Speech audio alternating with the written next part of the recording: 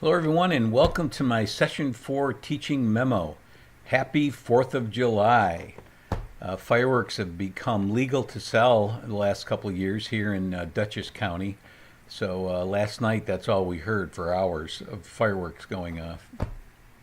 Dr. Laura and I are hosting our pseudo-grandson, Casimir, as he attends computer camp at Vassar College. He loves technology, and this will be the second summer we have sponsored him for a week. He will be going on our annual trip to Tanglewood later to see James Taylor and fireworks. Very nice tradition. Okay, some housekeeping. Just a reminder that several of you are still waiting until Sunday night to make your initial discussion board postings. While you lose credit in several categories of the rubric, the bad part is that many of us who have been interacting for the 2 weeks that the DB is open don't get to converse with you regarding your postings, and nor do we see your response to our comments. So post early and often, and don't forget, anyone can and should respond to my postings. I will not be available for office hours tonight, but will be during the morning hours all week, from 10 a.m. till 12 p.m. I probably won't be available on Friday, although you can try. You can join by clicking on this link. If you plan on attending, you have to text me, and I'll insert my phone number at the end of this teaching memo, because I don't monitor the Zoom website. So you have to text me and say, "Hey, Dr. Tom, can you come? Can I come to office hours?" And of course, I will say yes. So, favorite interventions, the big ideas. This is the intervention is closed, the discussion board is closed, and as usual, I have found this to be one of the most productive and relevant discussions.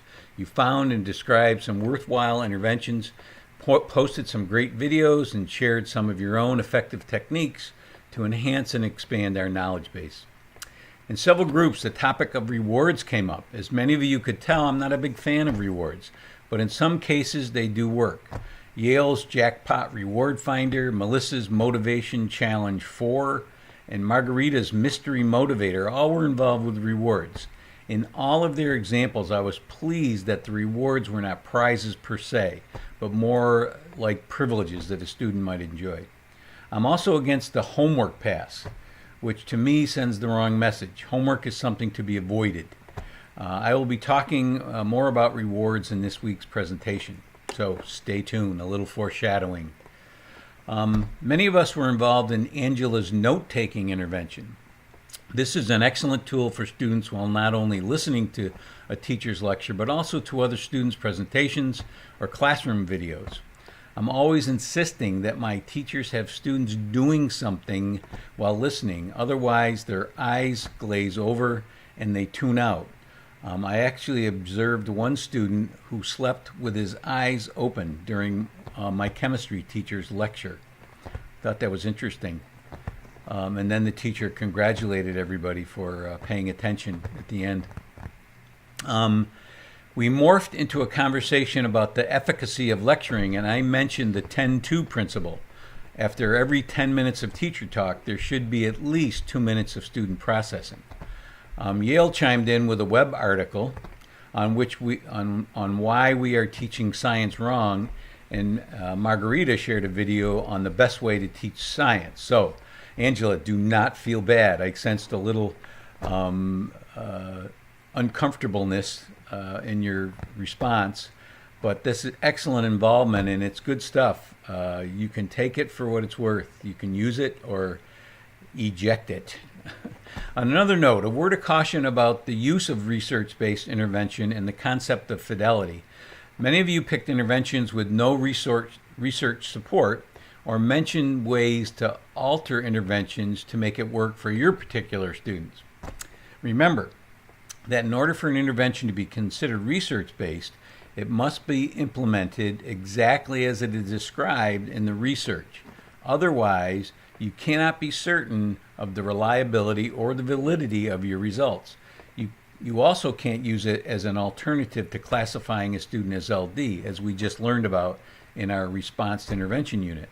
But But, and this is a very big but, that doesn't mean you can't fiddle to use it in your classroom. Michelle shared with us the help signal, which is one of those non-research supported strategies. However, it can be used effectively in the classroom, as Michelle stated in answer to Jacqueline's question about how we could use progress monitoring with that intervention. That was a great question, by the way, Jacqueline, because progress monitoring is the topic that most people skipped over in their double entry journals for response to intervention. And it's a very important part of the whole process. So Michelle chimed in and said, yes, I did. I used Class Dojo, and I have a link to Class Dojo here, which is a very popular web-based classroom management software. So she used that to monitor her students' seat behavior, which is good stuff. So thank you, Michelle, and thank you, Jacqueline, for mentioning that.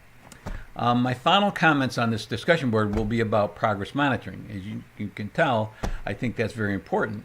Many of you suggested strategies which were more about good teaching than research-based intervention, which is fine, and I wanted you all to be exposed to as many proven strategies as possible. I would suggest that you try as many of these as you can that pertain to your individual classrooms. Even if there's no research behind them, as I mentioned before, you can develop a curriculum-based measurement, a CBM probe, as Michelle did, to see if a targeted behavior improves. And that's really your goal. I mean, all our goals aren't to go to a team meeting or a IEP meeting and say, look, here's a research-based intervention I used, and here's the progress chart, and you can see that he didn't make progress towards the class goal, the average goal where everyone should be. So you can use it for your own benefit. And finally, I want to give a shout out to Melissa for sharing a great website with computer games. You can click on it in the paper version of this teaching memo. And that was for ESL, but I clicked through it and I saw some games that anybody could use. And for Bizia, for her sight word games, also you can click on the link here. This is how you deepen and enhance the discussion board.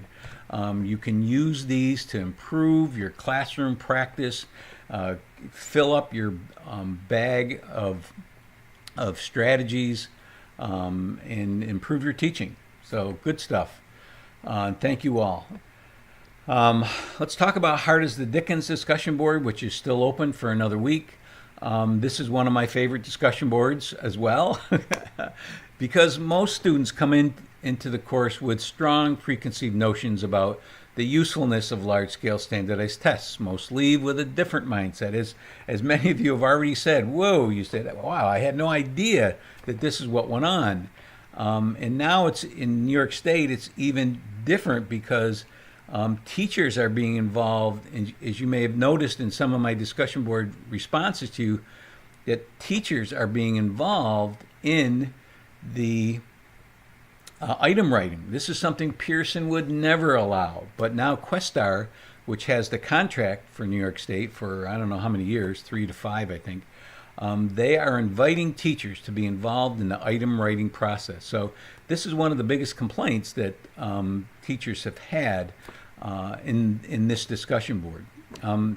I also shared an article that I wrote, How Standard is Standardized Testing, but it's an interesting article about giving students, every student, an accommodation. I mean, the environmental accommodations you can make are the easiest, and they really don't change the test.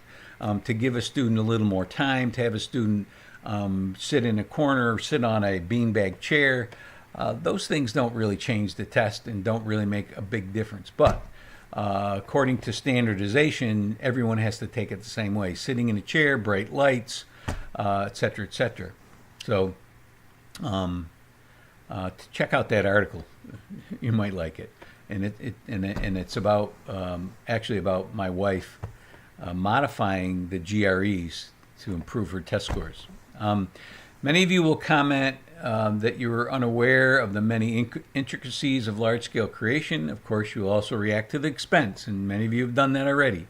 And although many of you have gone right to the article that I shared in course materials about the expense of these tests. So I also have another one here that I don't think I've shared yet, but it is in course materials. So check out course materials, or you can click on this link and find out more about the cost of these tests. The state assessments are criterion reference, and this is a big deal because a lot of people have complained about our tests thinking they're norm reference. Norm reference tests like the SAT, like the achievement tests, they are norm reference. They are created to create a spread where most students are in the middle. Very few students are at the end. So no matter how hard you try, most students are going to fall in the middle. Our tests are not like this. Theoretically, everyone could get a 4 on them. So keep that in mind. That's a big idea of this course. They are not normed on a standardization sample based on the census. Instead, they are pilot tested. And many of you could have been involved in these already to see how the questions are working based on their difficulty. One of the issues with pilot testing is how do you get the students to take it seriously if they know it doesn't count? The state has wrestled with embedding sample questions within the actual test, but has gotten resistance from those who are angered by students spending time on questions that don't count. Quite the dilemma. What do you think? You can talk about it in this week's discussion board. So, on to session 5. Here are the learning targets. Be able to list 7 negative effects of reward system. Explain 7 strategies for teaching students from poverty. Those aren't typically found in assessment courses, but these are things that I wanted to add in this unit. Also, how to create a learning target that is specific and measurable. In this segment, in this session, you will find materials that will help you do that in course materials. You should be able to define the 3 major types of reliability. You're going to have a vocabulary quiz this week that will have those words in there, and describe 3 problems that can make your test that you create unreliable. And that's the big takeaway when we talk about reliability. What can you do to make your test reliable? So this session we will begin the first of 3 legs of the test creation triangle: reliability, validity, and absence of bias. And reliability is a word that's often misconstrued. You need to understand what makes a test reliable and the different types of reliabilities that are floating around out there. You will notice in my learning targets, I stray a little bit into the world of teaching kids in poverty. And it's because I often observe these classrooms with kids being forced to do work that is tedious and being motivated by behavior modification reward systems that really aren't effective, or they're not being used with fidelity. There will be no tests or quizzes on this material, but it should become part of your teaching repertoire. Okay, assignments. Readings for the next 2 weeks will be found on the text that you should have purchased. I think I got one. I made chapter 13 available free of charge, and so I got email from someone saying, "Oh, I can't open chapter 13." Well, you should have the book yourself. Everyone should have the Popham textbook. There's also a chapter in Cohen and Spencer, which I have shared with you in course materials. There are also several articles in course materials which you can connect to in our discussion board. You're going to have the first of 2 vocabulary quizzes this session. Again, the hard copy is in course materials. You get 2 chances to take it. And don't forget there's quiz discussion board that after you take it once, you can go in and talk about your answers. So here are the vocabulary words, vocabulary in your own words, alternate form reliability, a lot of them this week, internal consistency and inter-rater reliability, reliability, standard error of measurement, and test-retest reliability. So remember, your vocabulary in your own words templates are in session 1, 2, 3, and 4 course materials. Any of those sessions, you can find the template, and the next time I will share it will be in session 11 or 12, I believe. So start working on that now. And in my presentations, I define all those words. So There's also a mid-course survey in this week's assignments. Again, it's not mandatory, it's not graded, but I would really appreciate it if you filled it out. A couple of people have done it already, and it will give me feedback. So, and please give me some suggestions how I can make it better. I mean, I can make changes in the sessions coming up, so let me know. I'll be back with another teaching memo next Monday. Remember, office hours this week are from 9 to 12, Tuesday through Thursday, and it could be even Friday. So just text me and I'll be available. I'll tell you if I'm available. So enjoy your 4th of July, your Independence Day. Stay safe, and I will see you in 1 week.